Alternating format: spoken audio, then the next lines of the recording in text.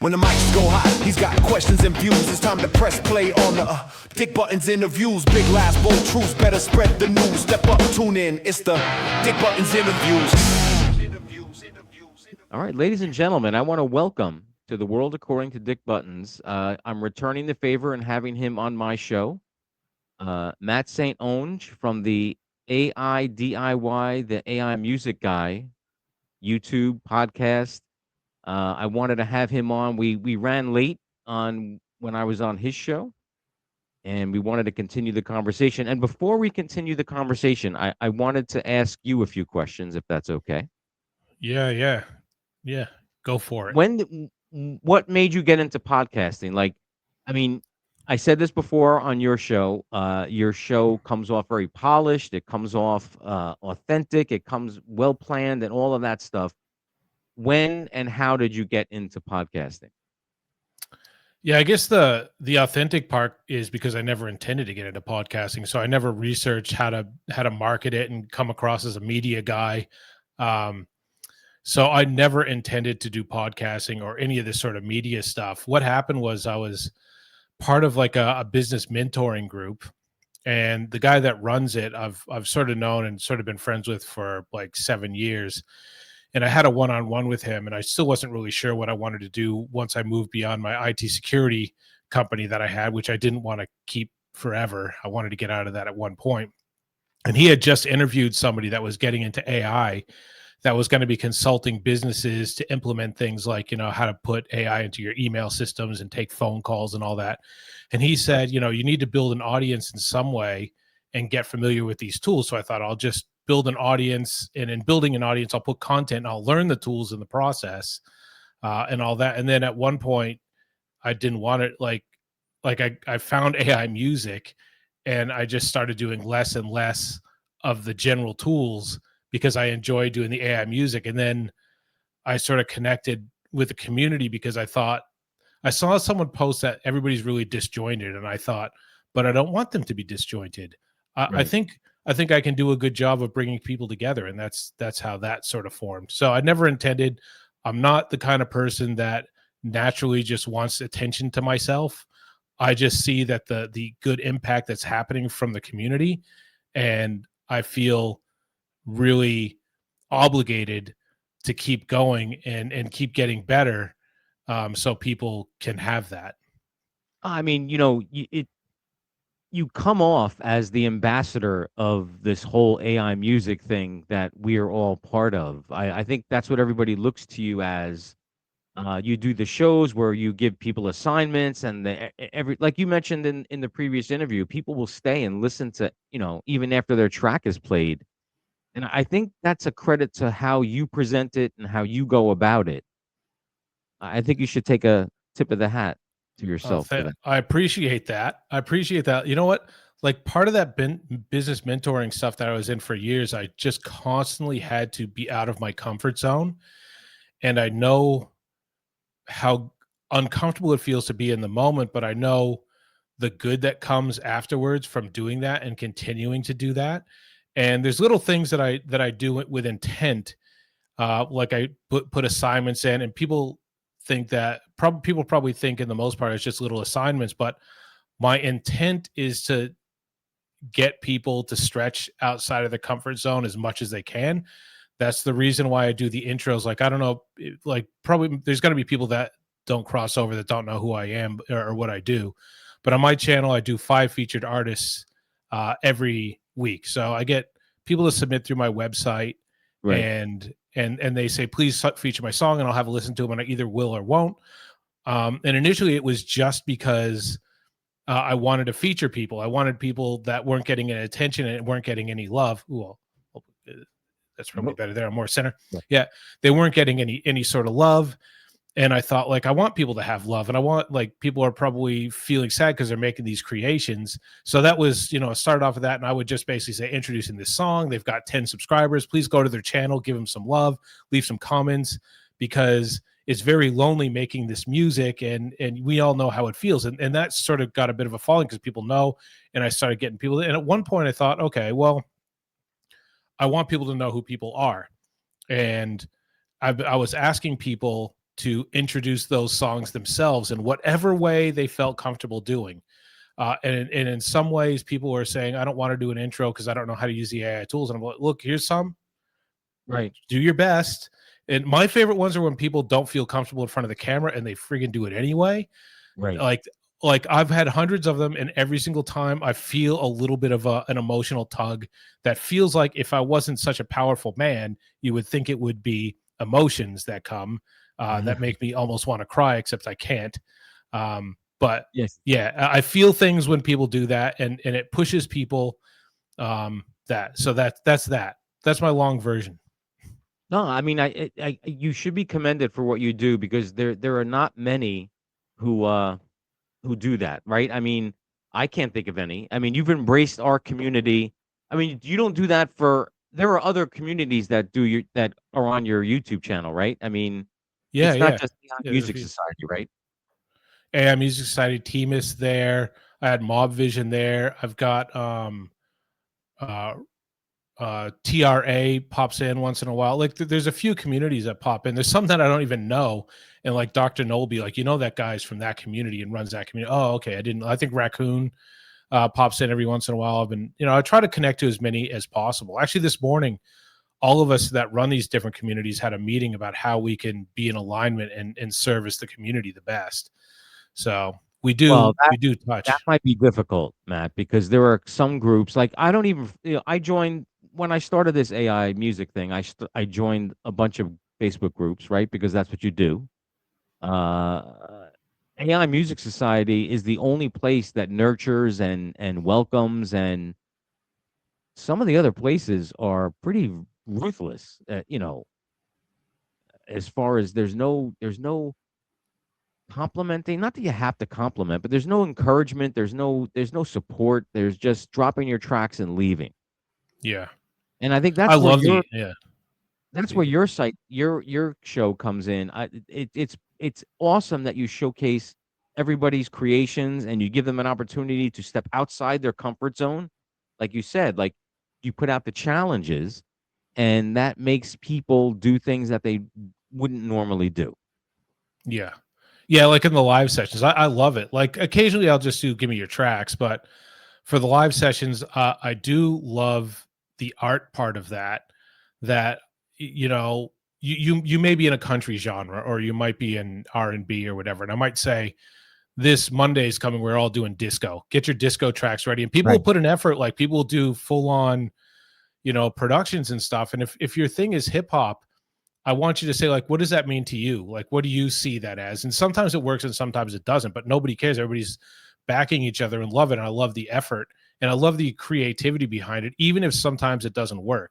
Like, I remember I don't even remember what TV show it was, but I've always felt that it was put into words. I think it was one of the Star Trek episodes. And they said this writer for the Star Trek, he's not afraid to fail. And because of that, that series had some of the most thought provoking, excellent, I think it was Discovery, excellent shows, and some of them that were just crap. Like some of you just going, that's crap. But I was okay with them being crap because you couldn't have the really good, outstanding stuff that took chances without having the crap. And I wouldn't call anybody's music crap or anything like that. Like I literally see them as that's an awesome thing that you interpreted the way you interpreted and you did your thing. I love that. Now, do, I mean, forgive me, and you could slap me through the screen. Do you do AI music yourself? I mean, I don't think I've ever heard any of your stuff. Yeah. Yeah. I have one that I run a separate label because I didn't want stuff to cross over, especially before I figured out what my stuff was, it was extremely crass, and I've removed a lot of that stuff, and I didn't want that to cross over to my AIDIY stuff where it's just supposed to be a positive message and giving Right. and lessons. And I didn't want to have the music intertwined, even if it wasn't crass. I didn't want to have it intertwined. I wanted it to be separate. But it's called Praise Be Vinyl. Yeah, you Um, mentioned it last. Yeah, yeah. yeah, so it's that, and it's really like I like to take real life things or fictional things and then make them pretend that they're real. Like I might take a TV show with monsters. I'm just thinking of one of my songs from Right. the TV show and these monsters are really psychotic, crazy monsters, and they rip people apart. And I did a song basically about how I'm really disappointed in how one of them lured out a kind-natured person out into the open and ripped them apart. I'm really disappointed in the way that you did that, and that's really not very It's very nice. specific, Matt. Yeah, that's right. Yeah, that's one specific. Yeah, but that's the kind of stuff I like to do there. Yeah. Do you play? Do you ever submit your stuff on your own show, or you just stay away from that? I mean, I do now submit the stuff on my own show, just because I don't do it for my featured artists. I think I did it twice. I did my very first week because I didn't have enough AI music content to go with, which was 62, 63 weeks ago. And I did one where just people weren't getting me the intros in time, and I just had to intro one of my own songs. So I featured myself twice. My intent was not to feature myself at all because I don't want to be accused of using my platform to promote my own music. right? Yeah. On the live shows, I do because the live shows are just fun, and I like people to have a bit of a laugh because I try to do tongue in cheek. And it also, like, because it's a challenge, I like to challenge myself with my own challenges, right? So Yeah. Those live shows are so much fucking fun, man. I mean, your co-host appreciate is that. funny too. Is his name Steve? I'm trying to remember. Scott Dunlap, yeah. Scott. Okay. Yeah. He gets joy out of being there, and he yeah. And then the one episode, the one show, PJ, his mic wasn't working, PJM, but he was just dancing. I thought that was fun too. I mean, just to see him grooving to the tracks. I mean, You know what I love? You know what I love that like one of the things I learned about music is live music, and I love the imperfection of live music. I love that your guitar may accidentally once in a while, go into feedback, although sometimes obviously planned. But I love that I'm very comfortable with things going wrong in the live shows. I don't panic at all. I just go, how can I work through this? In what way? And Professor Jack at that time came through. His mic wasn't working. I have no idea why.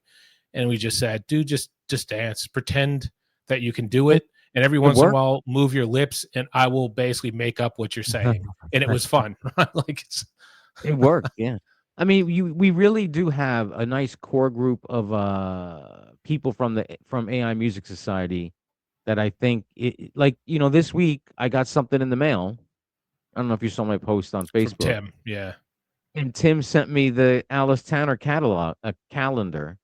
Hmm. Actually, there should be a catalog of her modeling Should be. lingerie, but that's another Should thing. be. Yeah, yeah. And Come it on, was just so Tim. nice Get of with him it. to So do much it. He marketing. said he just wanted to do it because I'm supportive in the Facebook group, and I mean, you don't see that in other groups.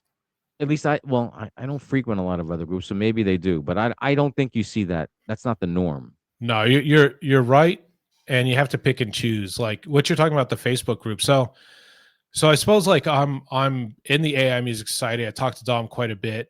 You're totally plugged in. Like you're there all the time. You're like a massive person that keeps the ship going along with Dom.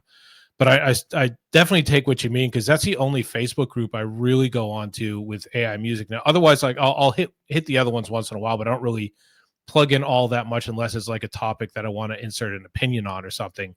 But that's intentional, right? Because his is closed down. The AI Music Society is closed down. You have to, answer questions to get in there, and you'd have to not be a Right. dick to stay in there. And I like that one too. There's a lot of communities. I mostly am oblivious to some of the controversy that goes on, but I've been told by other community leaders that, like, my community and the AI Music Society community are two ones in particular that are good, that just bring in good, because we don't really create competition with each other. I think some of the other ones, they run competitions and things, and because it's competitive, people feel like that's not fair. I wasn't treated the same as that guy that won, and all that. Right. And when I run my things and when you guys run your things, it's not really competition. It's just like, let's just come and enjoy each other's stuff. Yeah.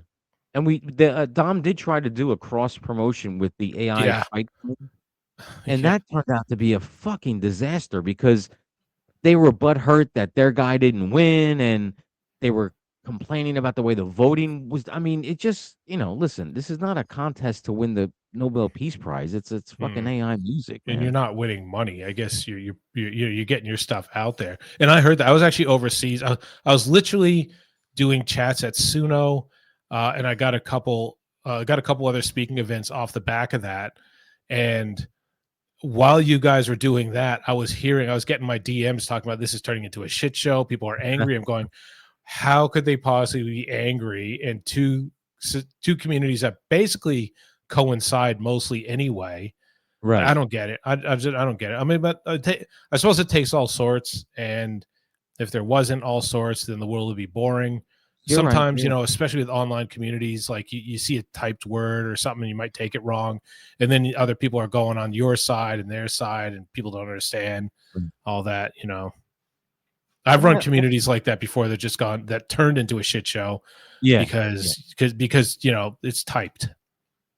I wanted to take it back to one thing you mentioned prior about the speaking engagements. Tell me how you got specifically how you wound up getting asked to do the Suno one, Yeah, and how you that doing the was speaking engagements, because I want to delve into that a little bit.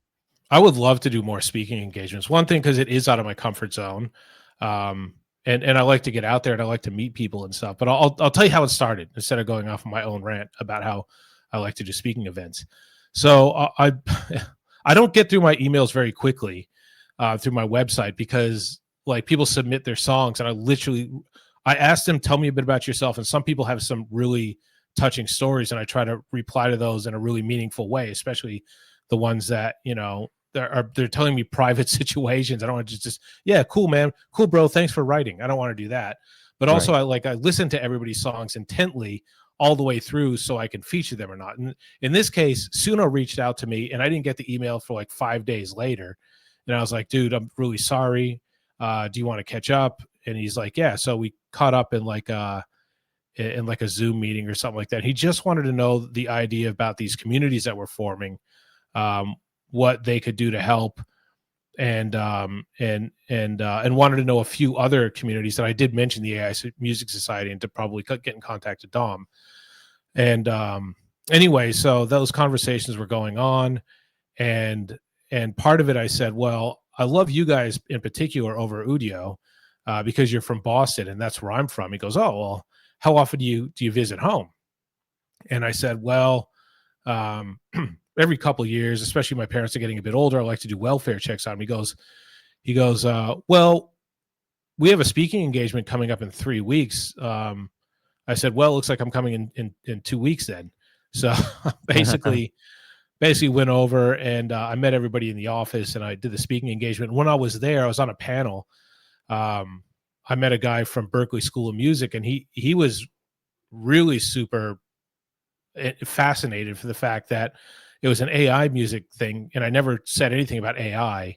And I was talking about the community the whole time. He said, "Could you please come and talk to my students at Berkeley, because it'd be an interesting conversation for them too." So I went over there, and I thought I was going to get eaten alive and destroyed by like full on music students that thought their career was going to be taken over. The Mhm. entire room was open to AI. One person was kind of pushing back a lot about some things, like you should label it and you should be honest about it and all that stuff. For the most part, they were really good. But that's how that came about, and it was interesting to me.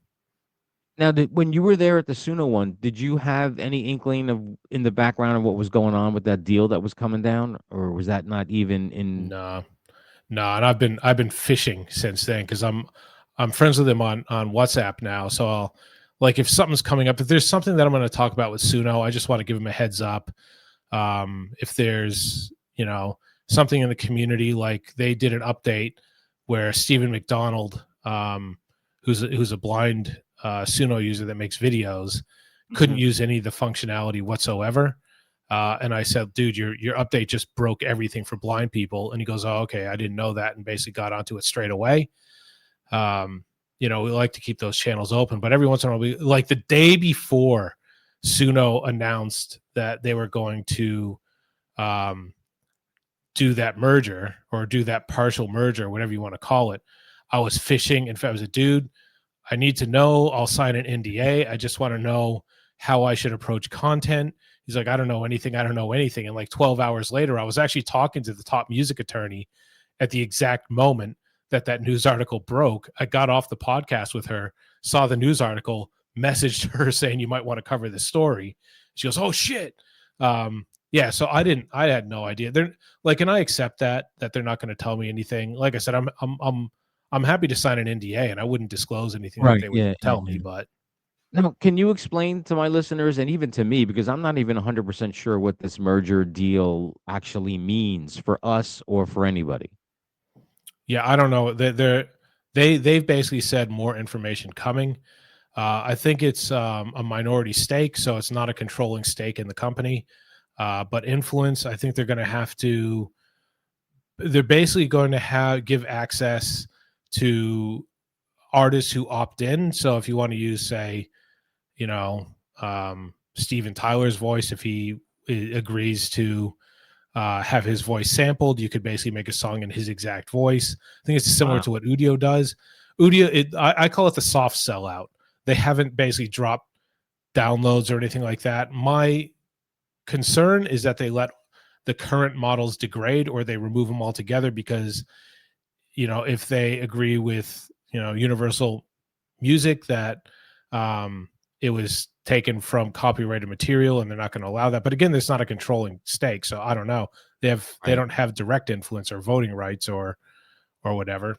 No, that's like I don't have all the. They said more information coming, is what it is. I have concerns around that. Like if the information was awesome, like everything's Right. even better than it was before, they would be like, hey, Right. this is what Yeah. it is. Be excited. Get some more 12-month subscriptions. Well, there are many people who are afraid that like everyone's like scrambling, download your songs, download your songs. They're all gonna go away. I mean, I don't know if that's a valid fear or it's just the fear of the unknown. So my suggestion, my my advice is what I'm saying. I think I did a bit on it too. Is not to go down there and download all your songs. That's not my advice. Like you do it if you think that's going to protect you. You should definitely do the ones that you have for release. That's what you should have been doing all along. Oh, of But course. the Yeah, I personas, download you can actually filter out to get all your persona songs and download all those, because that's a fear that I have might go away. Because if they say all your personas were trained on copyrighted material, mm, all our settlements say you can't use any of those previous songs, they might go the way of Udio and say you can't download this anymore. So my suggestion is, at least in your personas, and you're actually one of the examples I use in that. I know your persona Dick Buttons is separate from Suno.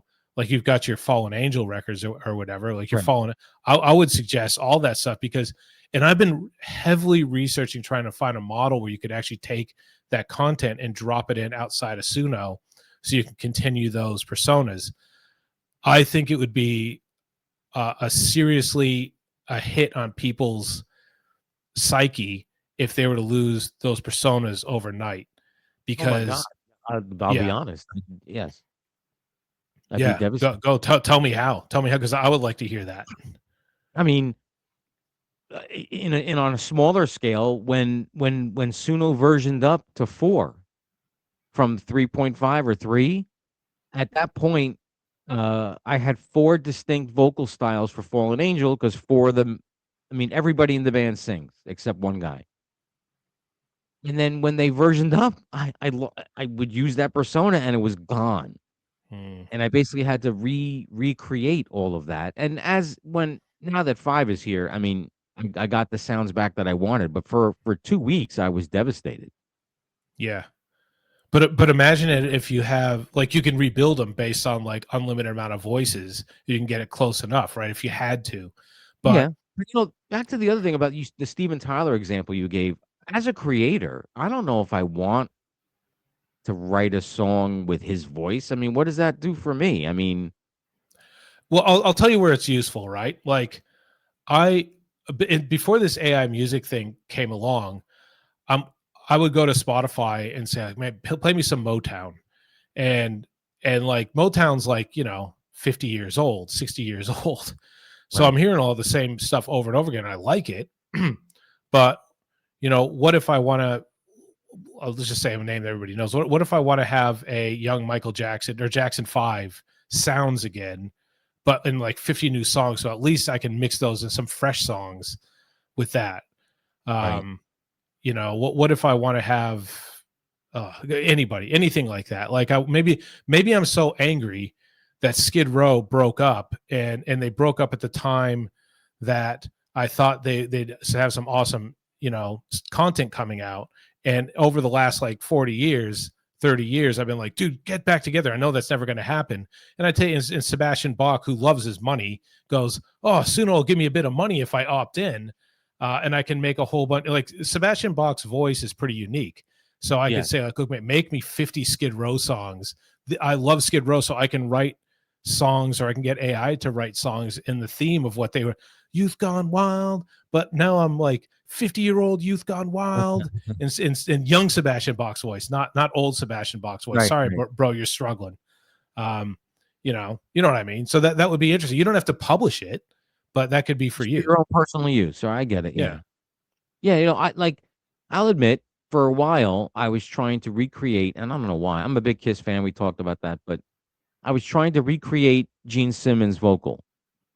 And I got it. I mean, I have a song and I saved it. It is downright almost not the growling Gene Simmons, the vocal Gene Simmons when he did the melodies and stuff.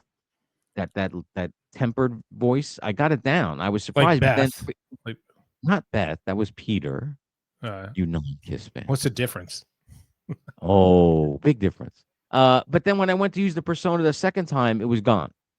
Yeah. So I don't even know what that is. Like same persona, different song. It just changed the vocals tremendously.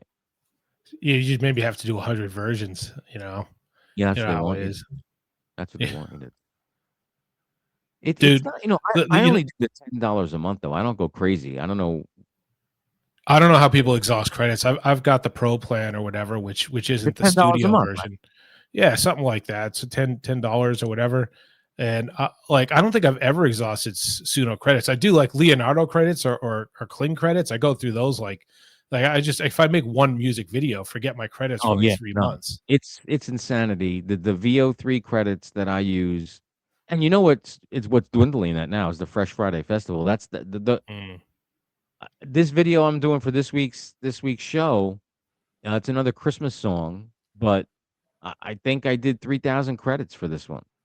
Yeah, it's It's insane.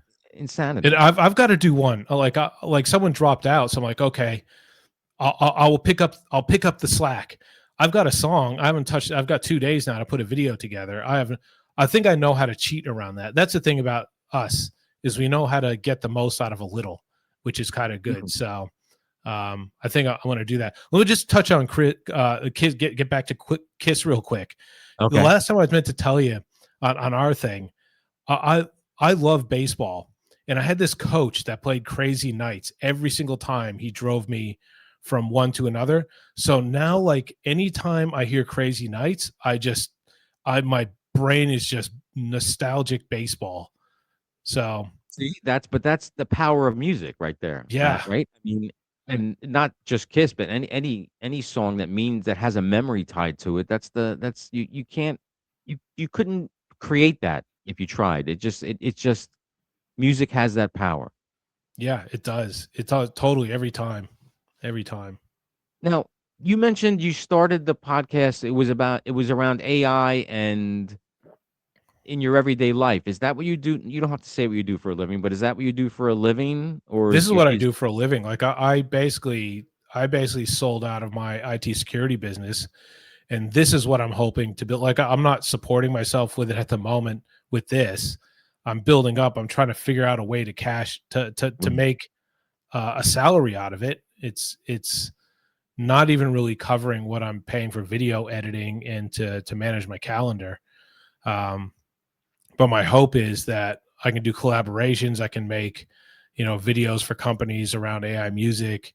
I want to have a studio, but there's a time limit on that. So, right? And I think the public speaking would help that too, man. If you get out there and I think that's a good way to advertise too.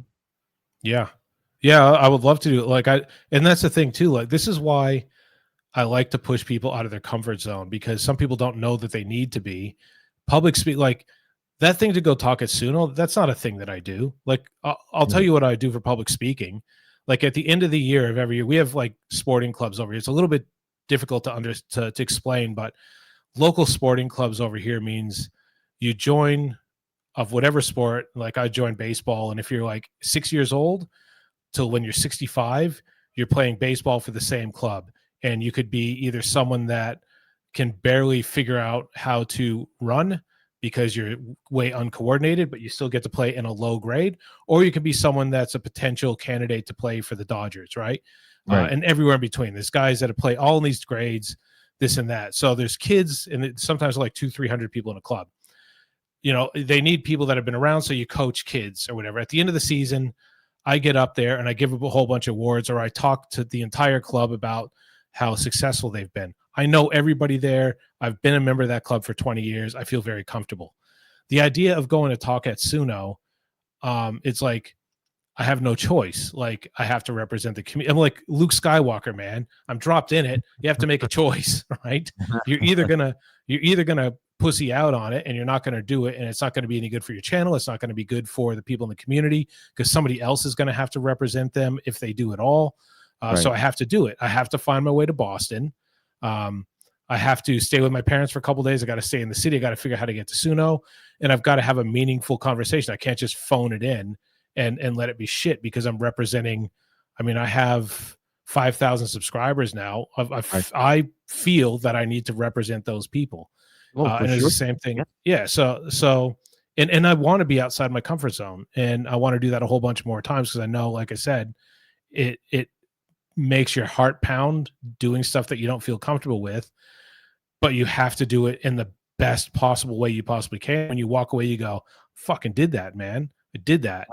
And you can punch the air. When you feel that way, it's a ironic to say that it actually spurs you to do better. Like, I mean, you know, like you said, you have a responsibility, you have subscribers, you got to do them proud. You just can't get up there and shit the bed. Yeah. Oh, I'm sorry, I've never done it before. I'm a little bit shy. No, you man. can't start off like that. Best thing. Yeah. They'll eat you alive. Yeah. Like in my personal life, in my job, I do a lot of standing up in front of people and talking. And I've always had a boisterous personality, so that never bothered me at all. In fact, if I can get someone to listen to me, I'm happy. Here we go. You should be happy right now. Right. Yeah. So, and I always would call on people who I knew didn't even want to be in the training session or in this, and bring them up and get them out of their comfort zone for the same reason, to give them another skill set. Yeah, it's awesome. We're teachers, Matt. That's what we do. Yeah, I never would have thought. I never would have thought I'd been in this space of being a teacher. You're surprised yourself that you're in this space. Yeah, I'm surprised. I never intended. I got into it thinking, I don't like what I'm doing. I don't like the position I'm in. I need to find a business that I can run on my own. It was intended to be this. The intent was this just to be something to supplement a bigger thing that I was doing around having a business to consult with businesses around AI. So this is just taken on its own life. I'm not even considering doing that now. I don't want to do that. I don't like consulting small businesses anyway. Like when I was trying to do it in IT security, it's the most frustrating thing in the world. You can see you've got that hole there. It needs to be filled. I don't even care who you fill with. I prefer it's me. Nah, man, it's not really a priority. No, man, you're going to die. If you don't implement this now, your whole company's going to be gone in a year. Yeah, we'll get around to it. I can't do that. I can't watch people walk into a pit of fire with spikes on the bottom of it anymore. I want to be something. I want to be the one that's driving. Come to me if you like. I'll look after you best I can, and I'll give you love. And there's a whole bunch of other people. That's a good space to be in for me. This is like the absolute best space I could envision myself in being, knowing who I am. I hope that you can make a full-time living out of this, man. I applaud that. I mean, you know, I'm doing this. Started as a hobby for me. It's grown a little bit, but I would love to. If I could do this for a living, I'd sign up. Really, I mean, well, let's fucking do it, man. Get there though. I don't. Yeah, I don't know. I have plans. I'm gonna be switching on at the start of next year. Memberships on the YouTube channel. That's not going to be a career thing. That's a little bit of something, hopefully, again, to help further towards paying like my video editing and all that stuff. Now, that's the starting point. Like let's say it's $5, whatever. What are the subscribers who get other than the free subscribers? Yeah. So one thing is Tika basically said you can, or somebody said in the live feed that if memberships, you can basically give them the option to not see any ads during the live feed. So there's that one thing. The other thing is I want to pump out content that's subscriber only, that's not polished. So like when I do a YouTube, sometimes like there's a massive news event that happens or anything that happens in the AI space, the AI music space, that I want to get it out to people in a couple hours, right? But it's not Right, polished. I can't put it out there in a really ugly, chopped up format for anybody who's stumbling onto my channel for the first time. That's the right, face, and that's the first thing they see. So, but people that subscribe know who I am. They've seen my polished content. They know that it's there to give them the top of the, right now information. Then a few days later, once it gets edited, it can go out to everybody else. There could be one-on-one sessions like that. Maybe people would be like, Matt, I want to basically have an hour of your time once in a while. Because I don't know how to get started in YouTube. I put everything, I don't know how to distribute stuff out to Spotify. I have no idea how to do it. right. I don't know how to connect to Dom. Can you introduce me to Dom? It could be anything like that. It's a more like, because right now, and it might be even like in the live sessions, if you're, or even a feat, like when I do my 5 featured artists, this is one of the things we're talking about. If I have like 100 like members, I'll be like, I guarantee you, um, every month you'll have the option to go to the top of the featured list, because you guys are obviously paying a little bit more. You're obviously putting a lot more time into it. I assume Right. that there's going to be a bit of quality in there. Okay. That's valid.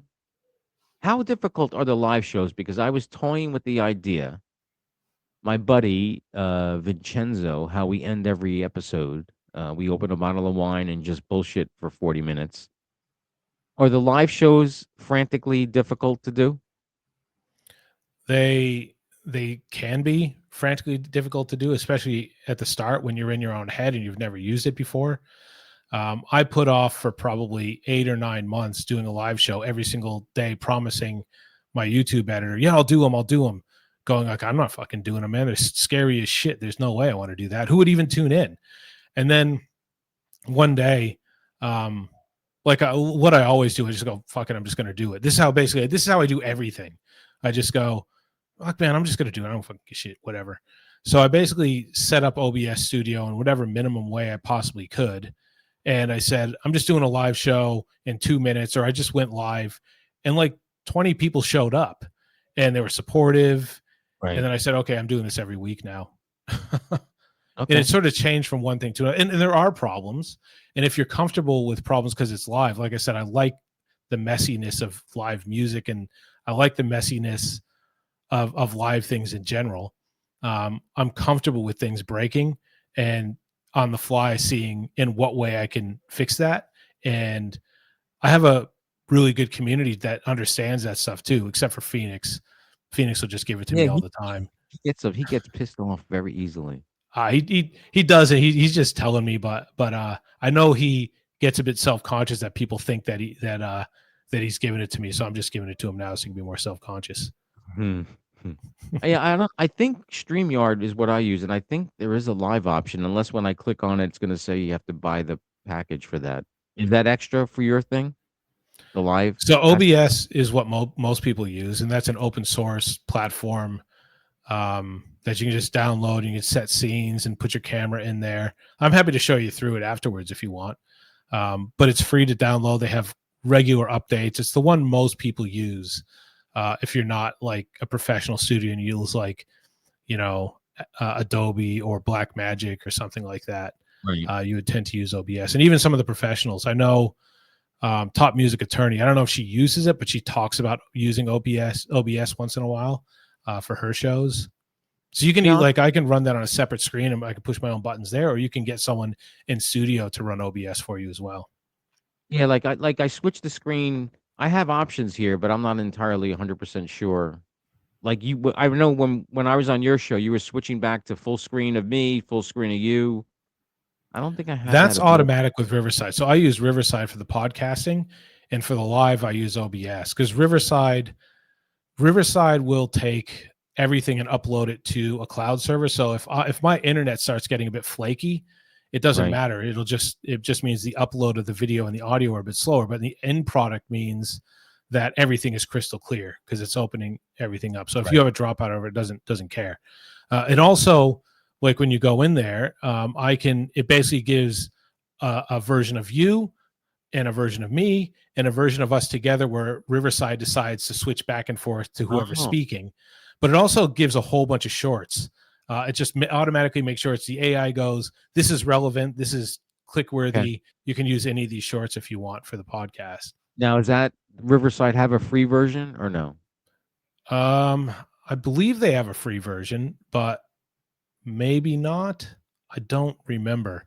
I'm on like the second tier because it has transcripts, and transcripts save me so much time in the back end. See, Spotify does that because I upload the shows to Spotify. I do Spotify for creators. That's where after I record anything and I edit it, Spotify puts in chapters, puts in transcripts, puts in closed caption for free. I mean, I don't have Spotify's not I don't pay anything for Spotify for creators. Do you have to publish it straight away, or is there like you upload it and say when to publish? Well, so for me, like this is going to be its own special episode. You get your own episode, Matt. You're not going to be on the Yo. you get a special presentation. But for the most part, I'll finish editing my regular show Tuesday night or Wednesday, and then I could set it to upload. I don't maybe I might change it. I always did it at Thursdays at midnight.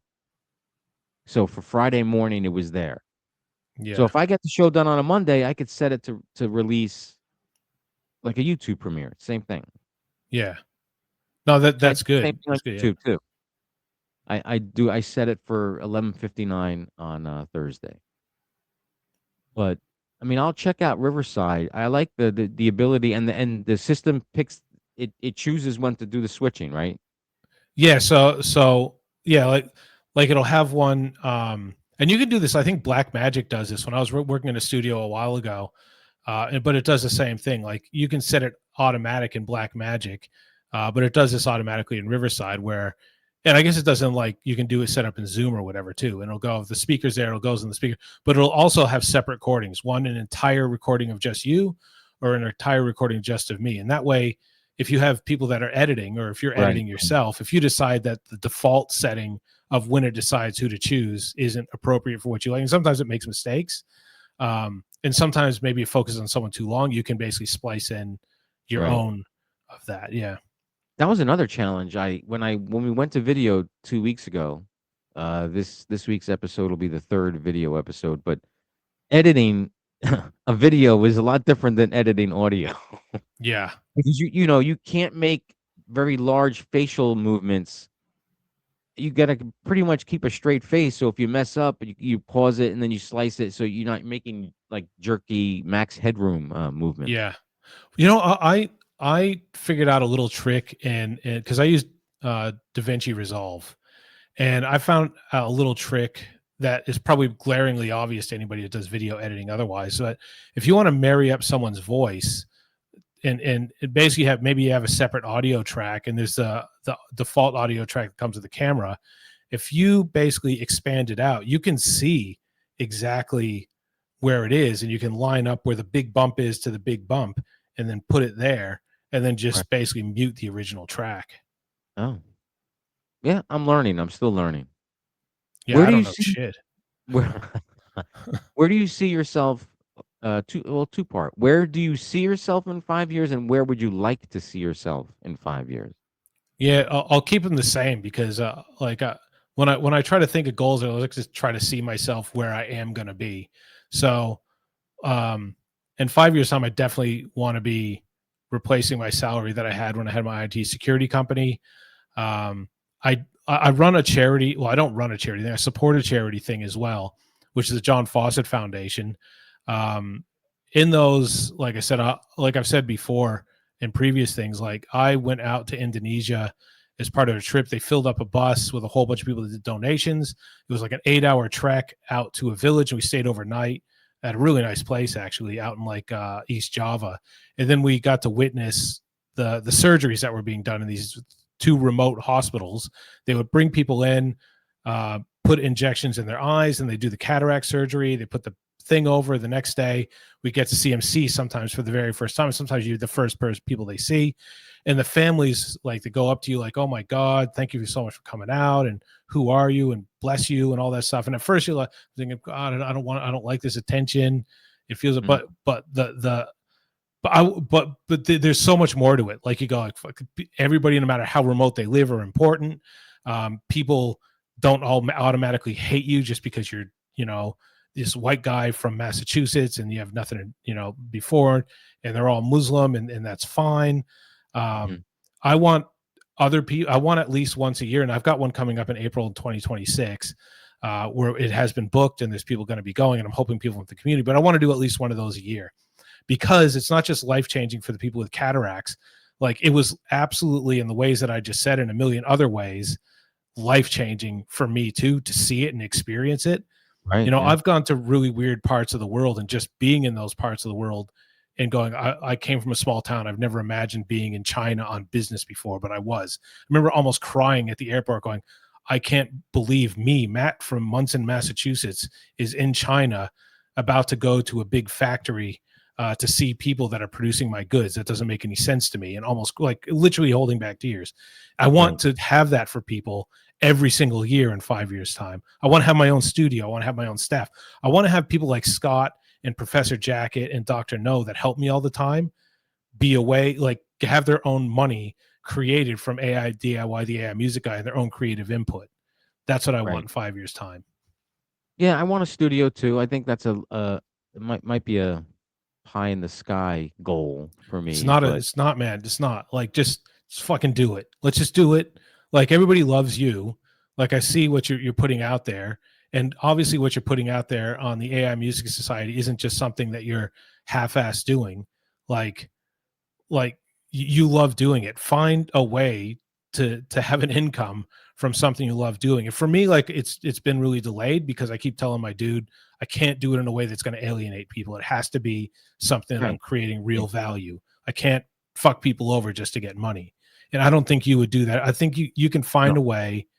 You just keep putting yourself out there, and I believe, like, something will come.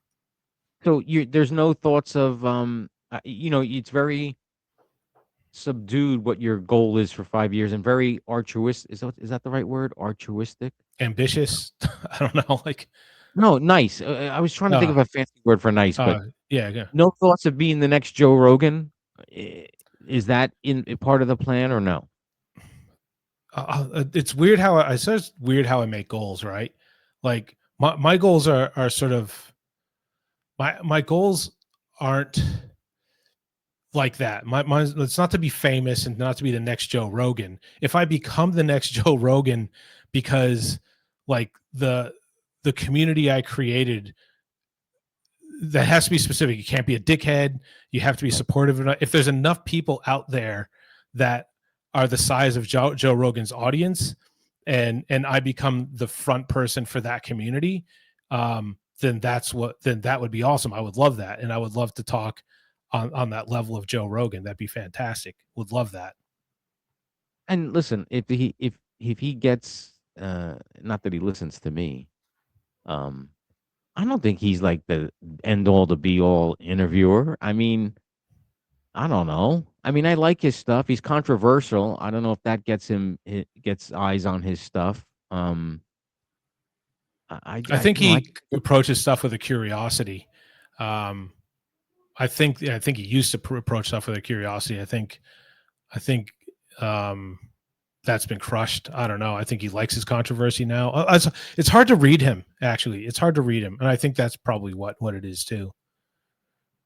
yeah, but I think it's funny too. Like I think I mentioned last time, like I was watching, or maybe it wasn't with you. I was talking to a friend of mine. I happened to stumble across Dana Carvey and um I know who you're talking about. Yeah, their yeah, podcast. Yeah. yeah, their podcast, and it is like the most rudimentary they're on Zoom, and then they brought in Mike Myers and his brother, and it was just 4 Zoom screens. No, and like it was just so barren. But I guess at that point they don't need to do any of that. I Hmm. guess that was their thought. I don't know. There are a bunch of friends that all know each other from Saturday Night Live, and they get to be creative that way and have a good time and talk. Um, and if you don't like it, they don't care. They already Right. have their success. I think that's It was one of the David keys Spade, to by the way. success in this area. What's that? David Spade was the other guy. David Spade. That's it. Yes, those two, Dana Carvey, David. You're right. Yeah. Yes, and I'll tune into them once in a while. And sometimes I don't like what they say, but I'm glad that they're saying it because I've always, enjoyed those two. Now, let me get a little personal question for you. What kind of music is like your favorite music? Like I know we're outside of AI music. Like if you had a go-to thing to put on a radio or CD, if anybody plays CDs anymore, but Hmm. That I'm going to be honest with you. Like I'm not. of I think. course, I I think. don't want you to lie to I me, think. man. Yeah. I think most people know I don't blow smoke up anybody's ass. Like I struggle to say what my favorite genre is. Like I grew up with 80s rock, so like with like Kiss and Def Leppard and all that stuff. And I like it when they randomly come on, and occasionally I'll say, "Hey, play some Def Leppard to Spotify or whatever." But like everything that's good, I like. Like I did a disco segment a couple weeks ago because I really like disco. I love it. I thought, well, show me some new disco. Which I love Motown stuff. Like I love getting into Motown. In high school, I tried to be the cool guy that loves sports and wanted to be macho and stuff, which I never really was. But like I played the trumpet, and in playing the trumpet and being in chorus, I got exposed to like concert bands and marching bands and Right, John Philip Sousa and what's this guy over in Australia that what's his name Andrew Lloyd Webber and all that stuff. right, And I right, right. love show tunes. I friggin' love show tunes. Like I Me went to too. I love them. Like I went. I think the first one I went to was Cats when I was a kid. I didn't really get it, and I watched the new thing of Cats, and I still probably don't get Cats. It's a bad example, but I Yeah, went to yeah. the one that was about the Jersey Boys, which Oh was yeah, called the Jersey Boys, and I went, dude, that's awesome. I saw Wicked twice, maybe 3 times. I've seen Wicked. Joseph in the Amazing Technicolor Dreamcoat. I would have fantastic. watched that movie 3,000 times, no joke. And then I went. They did a reimagining of the thing like a couple of years ago, and I went to that and it was shit. But Right. I love it all. I Now, really love it all. where do you think the love of musicals came from? Because I love musicals as well. I mean, and I have to I have to say my mom was the one that got me into that. But did you discover that on your own? I interviewed my buddy Hedgehog when a few months ago, maybe a year ago or something at this point, and me and Hedgehog have always been into music. And we grew up, small town Massachusetts, but bunch of people that listen to country and whatever. And so Are you're you a always Red got to give the persona. What's that? Are you a Red Sox fan too? I am a Red Sox fan, as everybody should be. and Mm, and we always were okay with like he listened to electronic music and be like, that's shit, but he played all the time and you're like, okay, I fucking like it. I can't tell him I like it back then because I got right. to put on this persona. But now that I'm older, I don't care. I'll tell everybody that everything I like. I kind of talked about it in an episode ages ago that I was in military police in the National Guard up into my early 20s, and we ended up down in Panama in one of the bases, and there were 2 bases, and we'd have to drive between them. Me and my buddy were playing freaking Britney Spears, Hit Me Baby One More Time, in the police car, fully cranked up, and we're rocking out to it. We didn't care. Right? Great It's a song. good song. I'll listen to it. I don't give a shit. People bang on Taylor Swift about but I reckon most of the people that hate Taylor Swift have never heard a Taylor Swift song. It's just somebody in Correct. politics told her that you're supposed to hate Taylor Swift. Yeah, correct. She's very talented, fucking talented woman. Hardworking, Uh, talented woman. yeah, I mean, and I mean, there's nothing. I have no words to describe her. I mean, and she's just prolific in everything she does. And I Yeah. remember, she morphed. She was a country star. I mean, ballads on a acoustic guitar. I mean, she really, really came into her own and pivoted to the diva. I don't know. Can I call her? Can you call her a diva? I Um, I think I don't know. I think she struggles with mental health sometimes, like a lot of people do. I think she has the. I think people call her a diva, but I think I think she would probably prefer not to be in the front and get everything she wants. I didn't mean diva as a an insult by any stretch. I Mm. just meant the prolific the prolificy, no, the prolific magnitude of her music. Thank you. Yeah, There you go. there you go. I'm gonna when you give me the transcript, I'm gonna go ahead and run it through ChatGPT, and I can figure out exactly what that means. I'm not even smart enough. Man, I want to. We're about an hour. We'll go a little bit Let's keep longer. talking. If that's okay with Let's keep you. talking about it. I love it. Now, so all right. You said favorite musical. Did you give me that or no? You said Favorite musical, man. I'll tell you my favorite musical, Book of Mormon. Fucking loved it. That was, and I sounds think it's good. coming up to Brisbane. It's going to be here, I think, early next year. I'm going to take it again. I won't take my daughter, but I loved it. Right. My favorite is Hair. Have not seen the actual musical. I've heard all the music, but I have not seen the musical. So the movie was fantastic, Hmm.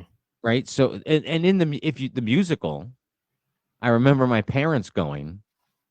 The show opened with they're naked. They're crawling. They come from the back of the theater, crawling over the seats, over the people, but they're totally naked. Yeah.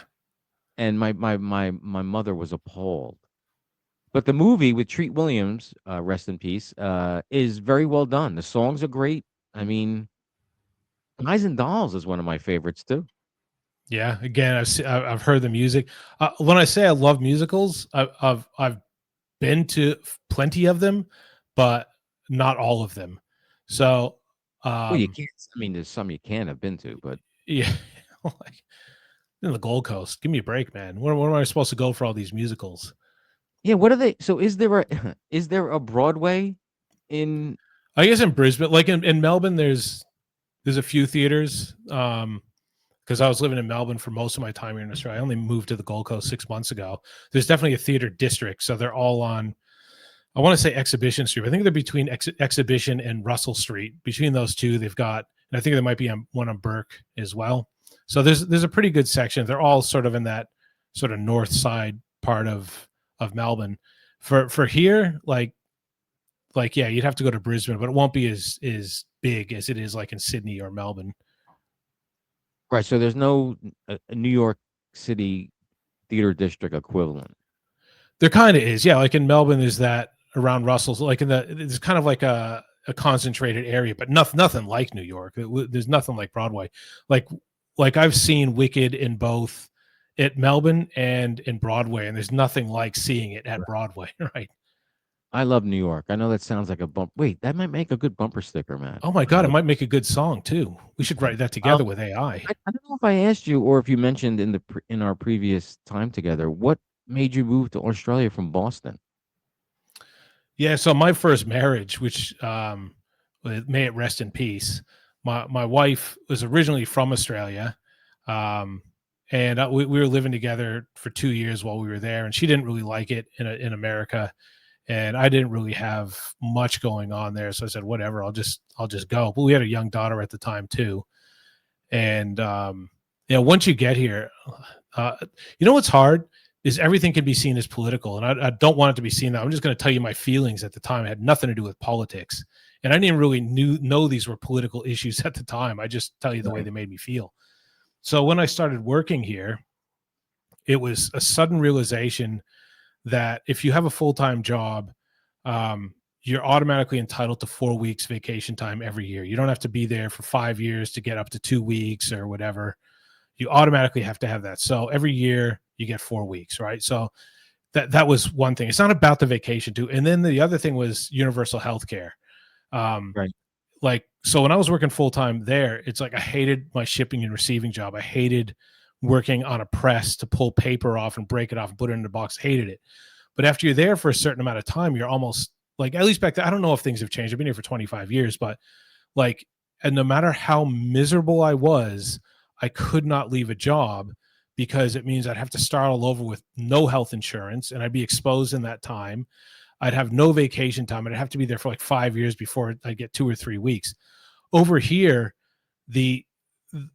I can tell you when people say a weight off your shoulders, it literally, I can tell you the moment I realized it, it felt like a weight coming off my shoulders that as long as I'm working, I don't have to worry about those two things. And that was initially what got me there. So then from there, I felt like I can do whatever I want to do. And I never had that feeling before. I always felt like I was being crushed by, I just have to have a job. And people would tell me there, you just be happy you have a job. And then you get that stuck in your head. Yeah. So that was my hangups. Maybe people over there don't have those hangups. Those were mine that were relieved when I got here.